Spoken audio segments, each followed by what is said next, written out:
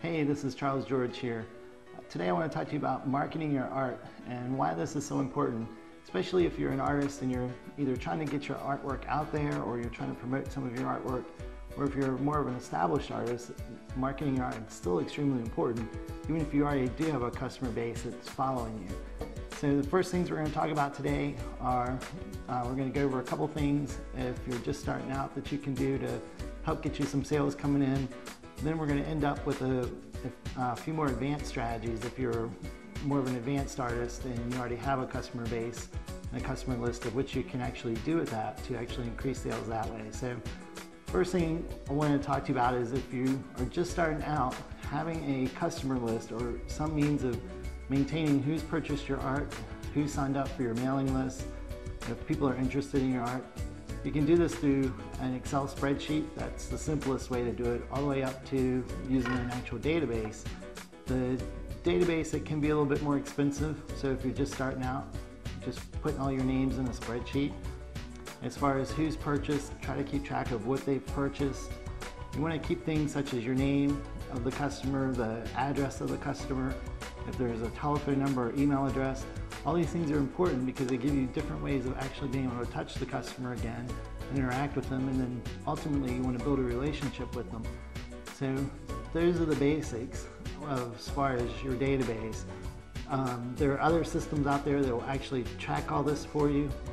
Some of them are QuickBooks, Microsoft Access, and there's a couple other ones too, but they're a little more complicated, a little more higher end. But the most important thing is just try to actually go in and as people purchase your art, make sure you get all their contact information. This way you can send them a thank you and say, I really appreciate you purchasing the art, and it lets you just build rapport with them. And that is the most important thing, whether you're marketing art or with any business, is maintaining those relationships with your current customers.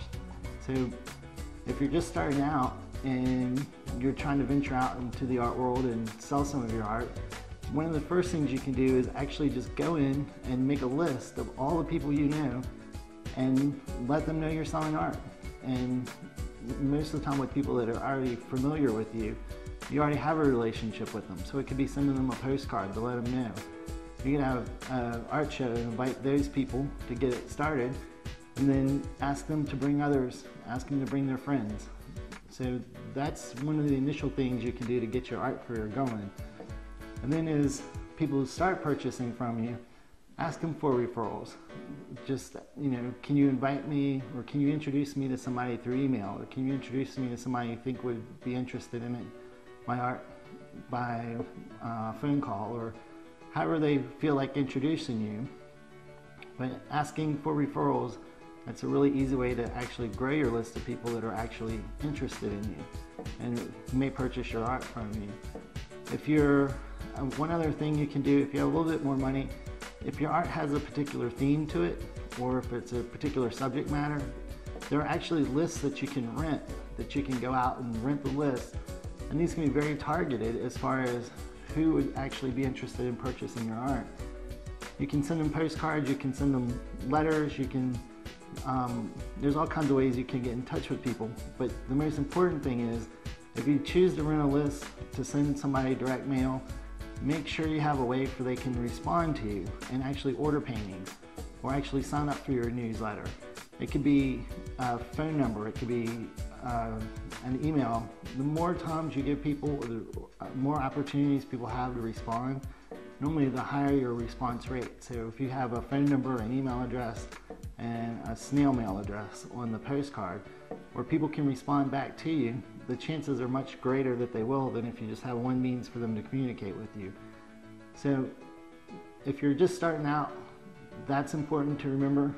Start with people you know, and as your reputation builds and as your customer base builds, you can ask for more referrals, you can ask more people to join your list, and keep track of those who are interested that haven't purchased. So you might have one spreadsheet of just customers and another spreadsheet of people that are interested in your art, but they haven't quite purchased yet. So if you're more of an advanced artist and you're further along in your art career and you already have a database of your artists or a list of your clients, what you can do is actually go in and segment that list so you know who's buying what and what paintings, and maybe one client has bought 2 or 3 different paintings from you, that client's gonna be worth a lot more to you than a person that hasn't bought, or a person that's just bought one, in most cases. So if you have a person that's bought 3 or 4 paintings from you, they're obviously going to be a much more valuable customer.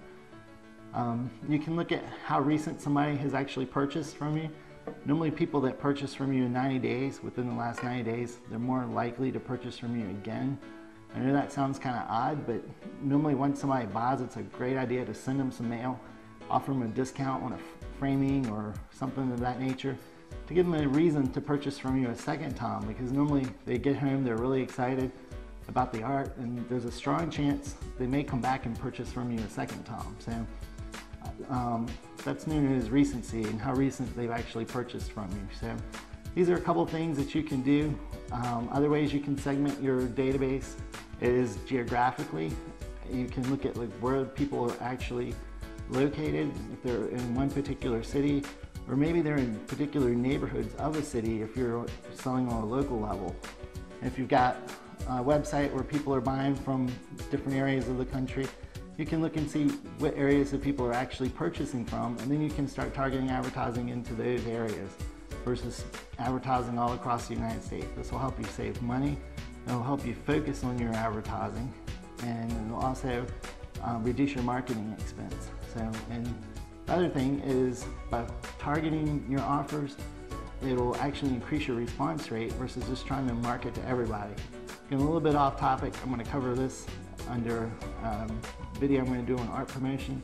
I'm going to talk more about actually promoting your art, but when marketing your art, it all starts with your list. And the most successful companies right now, they know who their customers are, they know what they like, they know what they don't like, and they're catering their efforts to these people. So as you're venturing out into your art career, remember these couple things, and hopefully it will help you whether you're already established. One last thing I'd like to say is there are other ways you can segment your database too. There's actually 5 different ways you can segment your database. I covered 2 in this one. I'll get into the other ways, the other 3 ways a little bit later. But just remember, start with people you know if you're just beginning, and branch out from there, and always ask for those referrals, because they'll help you get more people on your list, so you can create a mailing list and just help you out tremendously. So this is Charles George with ArtMarketingInstitute.com. I hope you found this video helpful, and I'll see you soon.